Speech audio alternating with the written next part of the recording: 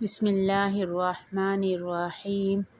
حضور اقدس صلی اللہ علیہ وسلم کا ارشاد ہے کہ جو شخص سبحان اللہ، الحمدللہ، لا الہ الا اللہ، اللہ اکبر پڑھے، ہر حرف کے بدلے 10 نیکیاں ملیں گی۔ اور جو شخص کسی جھگڑے میں ناحق کی حمایت کرتا ہے وہ اللہ کے غصے میں رہتا ہے جب تک اس سے توبہ نہ کرے، اور جو اللہ کی کسی سزا میں سفارش کرے اور شرعی سزا کے ملنے میں حرج ہو، وہ اللہ کا مقابلہ کرتا ہے۔ اور جو شخص کسی مومن مرد یا عورت پر بہتان باندھے وہ قیامت کے دن ردغۃ الخبال میں قید کیا جائے گا، یہاں تک کہ اس بہتان سے باہر نکلے اور کس طرح اس سے نکل سکتا ہے۔ رواہ الطبرانی۔